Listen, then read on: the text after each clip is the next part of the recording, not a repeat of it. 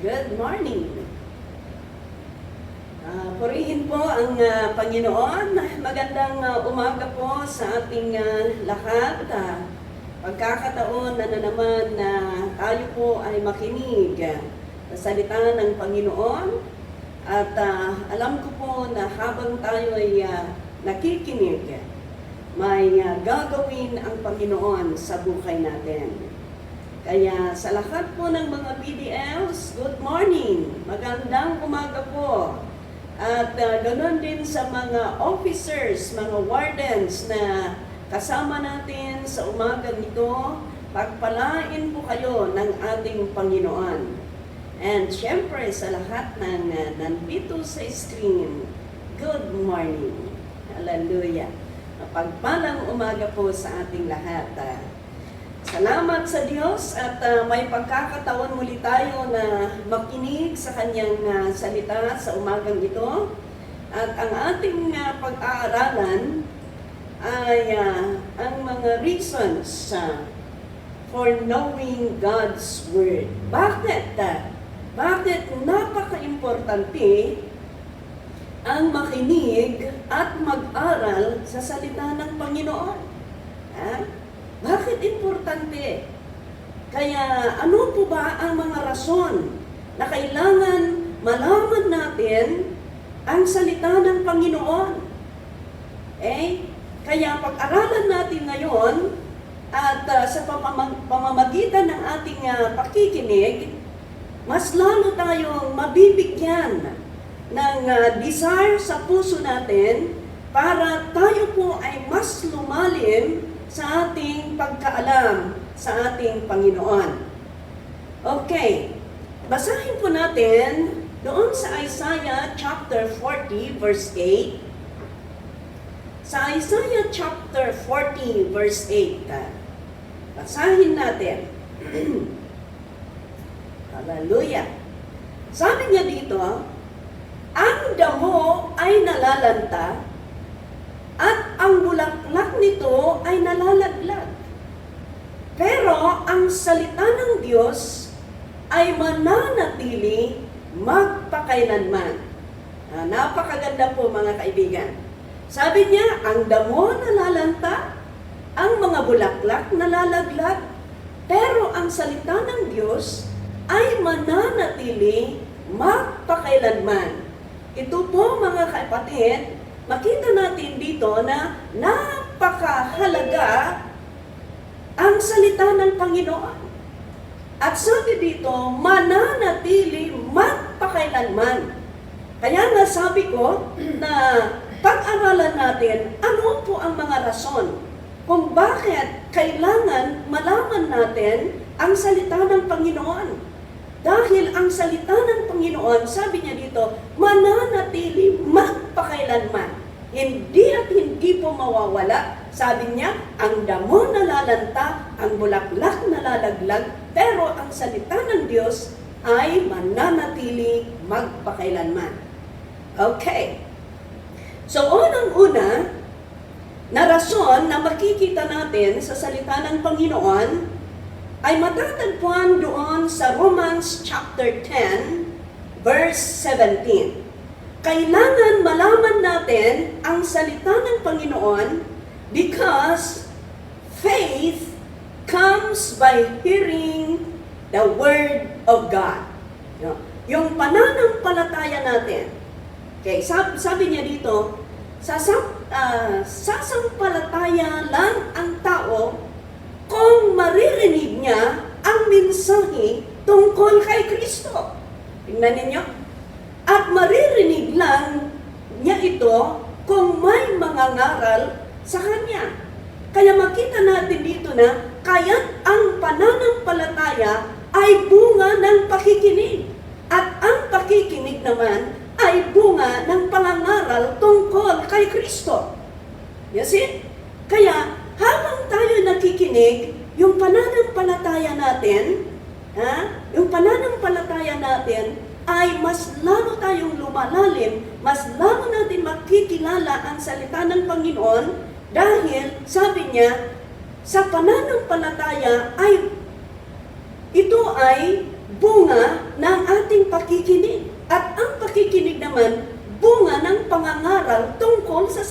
Panginoon. Kaya napaka-importante po ang mag-aral at makilala ang salita ng Panginoon sa buhay natin. Kaya ito po ang dahilan kung bakit kailangan tayo makinig at mag-aral sa salita ng Panginoon para ang ating pananampalataya ay mas lalong lumalalim, mas lalong lumalago ang ating pananampalataya sa ating Panginoon. Amen? Kaya napakaganda po at patuloy po tayong makinig sa salita ng Panginoon. Salamat sa Panginoon, may time nga tayo para makapakinig tayo. Salamat sa Panginoon, hindi po tayo bingi para mapakinggan natin ang salita ng Panginoon. Sino ang may tainga dito? May I see your hands? Yung may tainga, itaas ang kamay.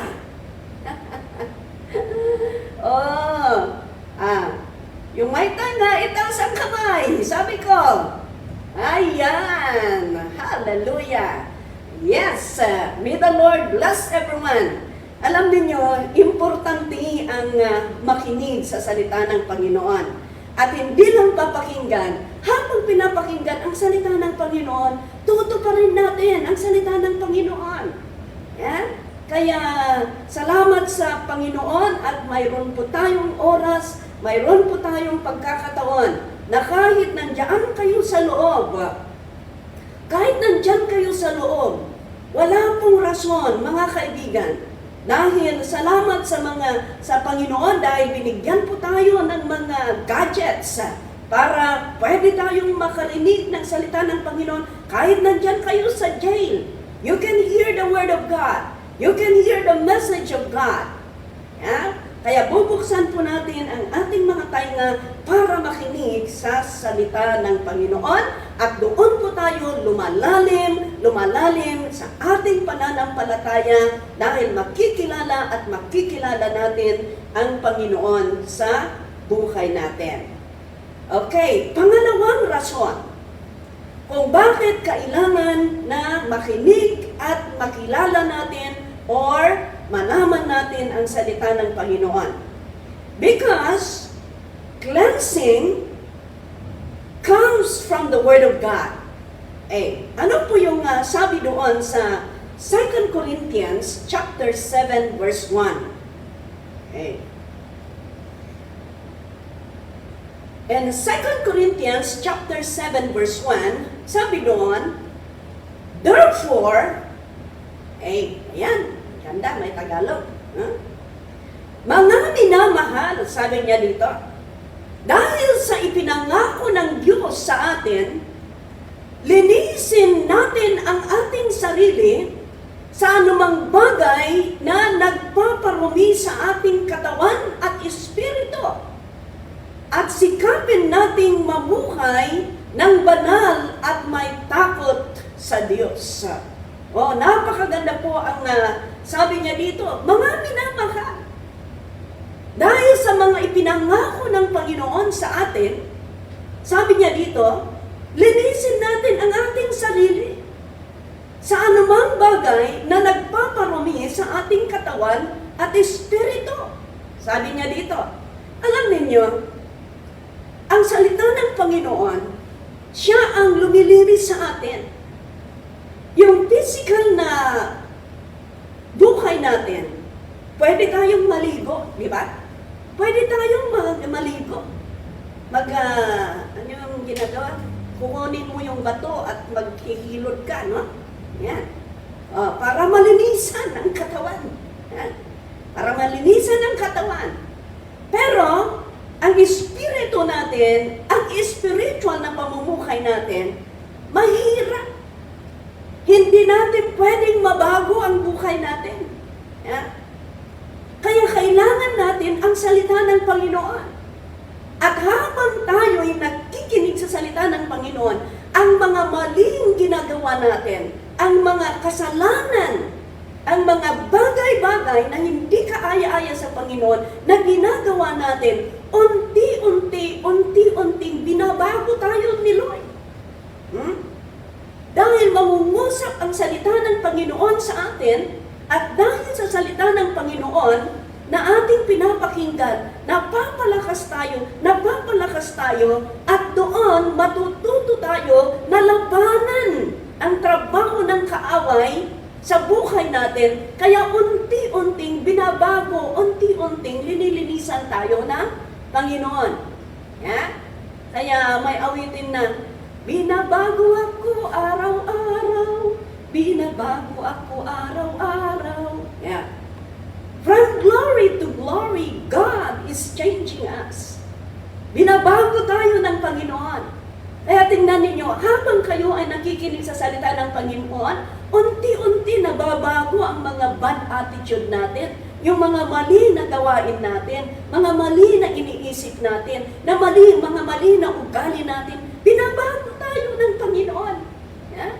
Yung mga bisyo, unti-unting nalilinisan tayo. Alam niyo kung bakit? Because God, yung salita ng Panginoon na pinapakinggan natin, yeah, ay nai-a-apply sa buhay natin, napapalakas ang espiritu natin, kaya kung darating man ang temptation or trabaho ng kaaway, malalabanan natin yan. You know, because of the Word of God, na palagi natin pinapakinggan. Kaya marami pong nagte-testimony.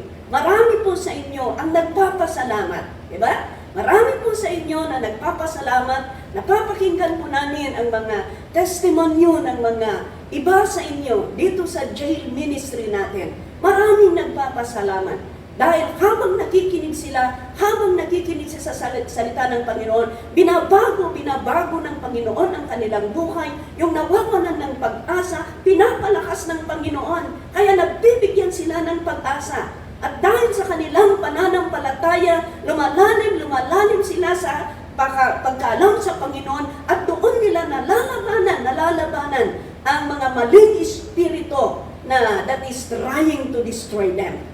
Yan. Kaya, praise the Lord, mayroon po tayong pagkakataon na makinig sa salita ng Panginoon, at habang tayo nakikinig, binabago, linilinisan po ang Panginoon ang buhay natin. Yes! Hallelujah! Kaya, napakaganda po ang makinig sa salita ng Panginoon. Okay, Pangatlo na dahilan kung bakit tayo makinig sa salita ng Panginoon. Ito po. Because comfort comes from the Word of God. Ang comfort natin nanggagaling sa salita ng Panginoon. Ang Panginoon, ang salita ng Panginoon, pwedeng magbigay ng comfort sa atin. Para yung mga tao na nawawalan na ng pag-asa, magkakaroon sila ng pananampalataya at magkakaroon sila ng pag-asa. Kaya kung makita natin doon sa salita ng Panginoon sa Genesis, yung time nila Abraham at Sarah, matagal na, matanda na sila. Matanda na sila, wala pa silang anak. Wala silang anak. Pero, to cut the story short, kung gusto ninyong basahin ang istorya, babasahin ninyo doon sa Genesis chapter 18. Nagpakita nga, bumisita ang anghel. At sabi kay Abraham at Sarah, next year, sabi, magkakaroon kayo ng anak. Yan, magkakaroon kayo ng anak. Sinong walang anak dyan? Pwede pala. Siyempre, mga single, walang anak talaga, no? Pero kung single mom ka, mayroon ka pa rin, no? Kaya nga single mom, no? Okay. Pero, sabi ng anghel, next year, babalik ako, magkakaroon kayo ng anak. Sabi ng anghel. Pero nagkaroon sila ng pagdududa. Siyempre naman, matanda na sila.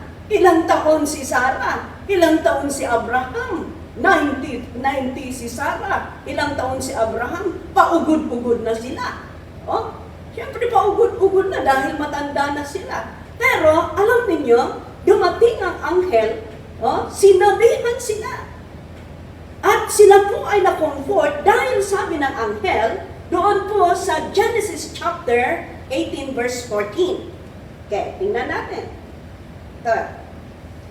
In Genesis chapter 18, sabi doon, may bagay ba na hindi magagawa ng Panginoon?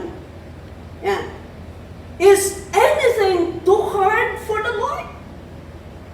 Tulad ng sinabi ko, sabi niya, babalik ako rito sa ganito ring panahon, sa susunod na taon, at magkakaroon ng anak na lalaki si Sarah. Ganda nun. Sabi niya, is anything too hard for the Lord? Sa salita ng Panginoon na napapakinggan natin, nagbibigay ng comfort, nagbibigay ng pag-asa. May mahirap ba sa Panginoon? May bagay ba na hindi magagawa ng Panginoon? Ito din ang katanungan sa bawat isa sa inyo, mga kapatiran, mga kapamilya namin dyan sa jail.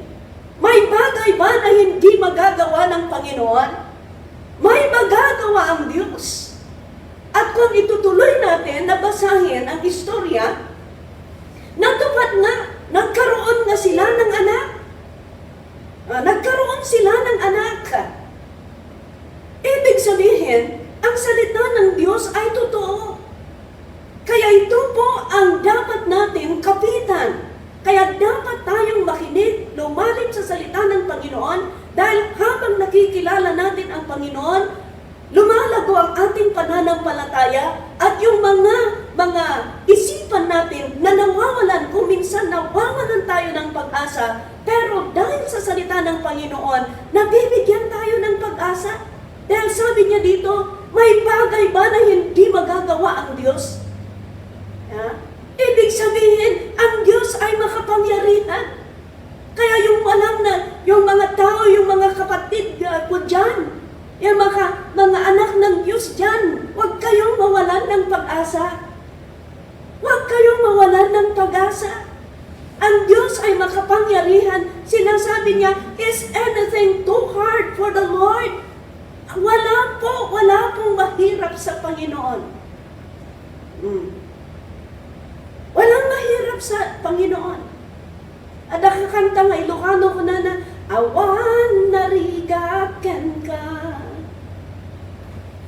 Awan narigaken ka. Walang mahirap sa'yo. Walang mahirap sa'yo. Ikaw ang Panginoon at makapangyarihan. Walang mahirap sa'yo. Walang mahirap sa Panginoon. Walang imposible sa Panginoon. Ito po ang napakalaki na comfort ng bawat isa sa atin. Na kung ano man ang kalagayan mo, may magagawa ang Diyos. Kung ang Diyos ang nagbigay, siya ang gumawa ng langit at lupa, siya ang nagbigay ng buhay at hininga, ang problema po mo ba kaya ang hindi kaya ng Panginoon? Pero gusto ng Panginoon na matuto tayo, gusto ng Panginoon na magkilala natin siyang lubos sa buhay natin, at tayo'y tumingala sa Kanya, manalig sa Kanya. At ang Panginoon, walang mahirap sa Kanya, mga kaibigan. Praise the Lord. Magpasalamat tayo dahil nakilala natin ang Panginoon. Nakilala natin ang Panginoon na kung tayo'y sumampalataya sa Kanya, ang Panginoon hindi niya tayo mababayaan.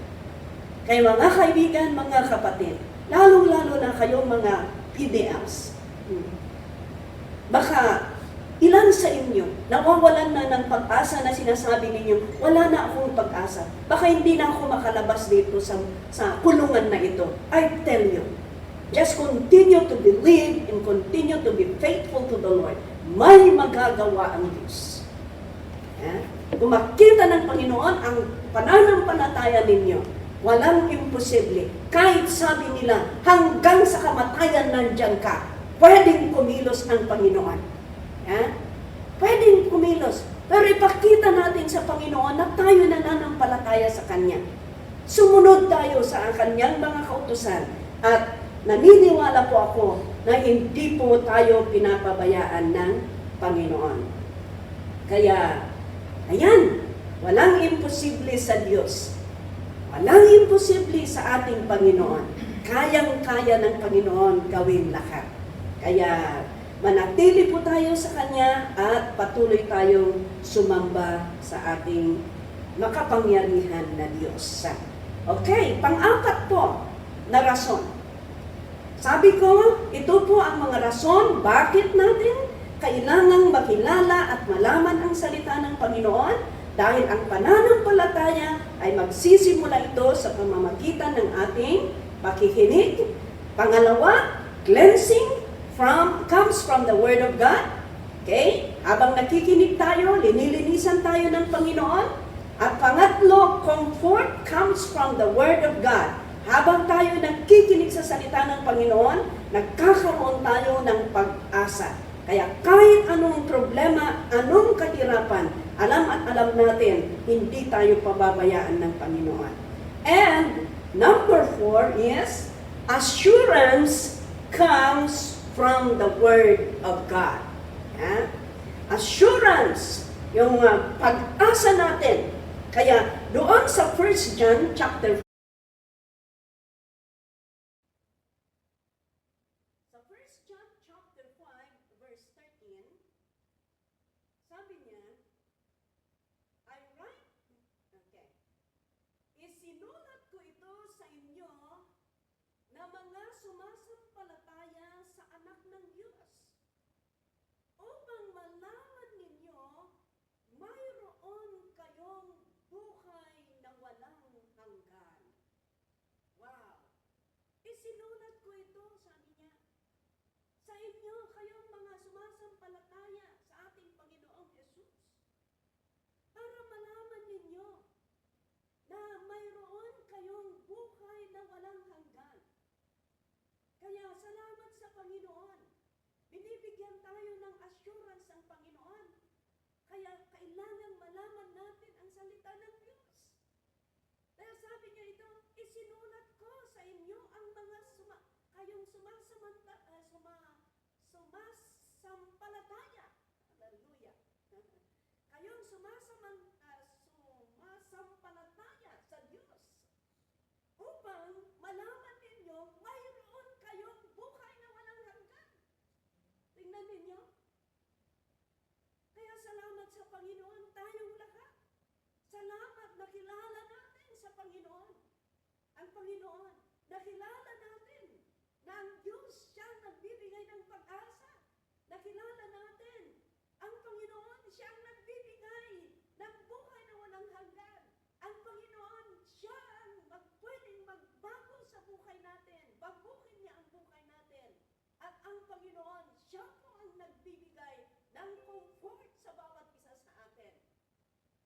Kaya mga kaibigan, mga kapatid, mapalad po tayo dahil nandyan ang Panginoon na pwede nating takbuhan. Nandyan ang Panginoon na willing na tumulong sa atin. At pinangako niya, hindi niya tayo iiwanan, hindi niya tayo pababayaan. Yeah? Kaya lalong-lalo na itong last na ito, sabi niya, para malaman ninyo na kayong nagtitiwala. Excuse me. Mayroon kayong buhay na walang hanggan. Kaya salamat sa Panginoon, patuloy po tayo na maglingkod sa ating Diyos. Patuloy po tayo na mag-aral. Patuloy po tayong makinig. Pero huwag tayong kinig lang. Kailangan isagawa natin ang salita ng ating Panginoon. Amen. Excuse me. Hallelujah. Kaya, purihin ang Diyos. Magpatuloy po tayo na makinig. Magpatuloy tayo na manampalataya sa ating Panginoon. Dahil nakita natin ang salita ng Panginoon na ito po ang nagbibigay ng buhay para sa bawat isa sa atin. Binibigyan po tayo ng pag-asa, kaya anuman ang kalagayan, anuman ang sitwasyon, ito po, hindi po kami nagsasawa na nagsasabi sa bawat isa sa inyo, magtiwala tayo sa salita ng Panginoon. Dahil ang salita ng Panginoon ay tapat. Ang salita ng Panginoon ay tunay. At ang Diyos hindi niya pinakalikuran ang kanyang pangako, ang kanyang salita sa kanyang mga anak. Amen. Kaya sa oras na ito, I want to pray for you. I want to pray for you dahil alam ko po na habang nagpapatuloy tayo na nananampalataya sa Panginoon at patuloy tayo na makinig, patuloy natin na tuparin kung ano ang pinapakinggan natin. Alam ko po, kikilos ang Panginoon sa buhay ng bawat isa. Kaya gusto ko pong tayong lahat ay tumayo. Hallelujah! Tayong lahat po ay tumayo. Hallelujah! Thank you, Lord. Tatayo po tayong lahat. Thank you, Lord. Sa oras na ito, gusto ko pong ipikit ninyo ang iyong mga mata. Pikit ninyo ang mga mata, ang mata ng bawat isa sa atin, and let us concentrate na makipag-usap sa Panginoon. Sa oras na ito, hilingin mo sa Panginoon kung ano ang gusto mong gawin ng Panginoon sa buhay mo. Kung mayroong masakit sa pamilya, pwede mong sabihin, Lord, ang pamilya ko, tulungan mo. Ang Diyos may magagawa. Ano man ang sitwasyon mo, ano man ang hilingin mo sa Panginoon, kung ikaw ay nananampalataya at patuloy manatili na maglingkod na may katapatan sa ating Panginoon, biringgin ang Panginoon ang panalangin ng bawat isa. Thank you, Lord. Panginoon, sa oras na ito, itataas po namin ang aming kamay bilang pagsuko, pag-surrender sa iyo. Taas po natin ang kamay natin sa Panginoon bilang tanda ng pag-surrender sa Panginoon. Lord, look down from heaven. Look down from heaven. Touch your people once again. Panginoon, dalangin ko po na ikaw po ay kumilos sa buhay ng iyong mga anak. Sa lahat po ng mga PDLs, sa lahat po, Panginoon, nakataas ang kanilang kamay, Panginoon, nagsasabi na, nagpapakita na wala kaming magawa kung wala ka sa buhay namin. At naniniwala sa iyo na walang imposible sa iyo, Panginoon. Walang bagay na hindi mo kayang gawin. Ikaw ay makapangyarihan. At kung kami po ay nananampalataya sa iyo, walang imposible. Kikilos ka sa buhay ng bawat isa.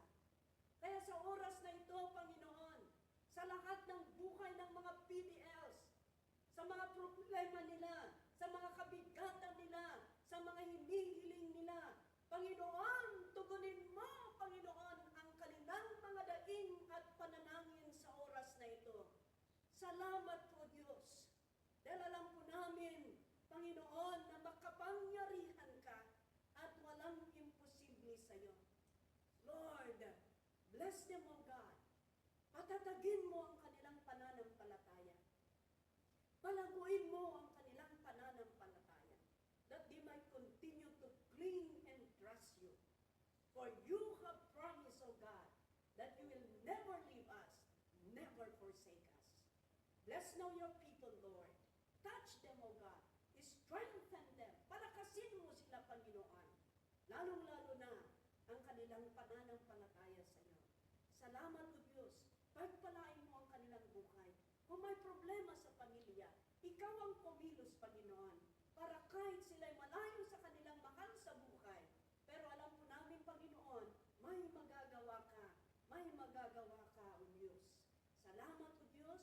Lord, I pray for your blessing be upon them, even all the wardens and the officers, O God. Father, I pray for your blessing be upon them as they will continue, Lord God, to do their works, Lord, as bilang officer ng government, Lord God. Lord, I pray for your blessing be upon them. Father, thank you. Bless us together as we continue to look up unto you. Pagpalain mo ang buhay ng iyong mga anak sa pangalan ni Jesus. Amen.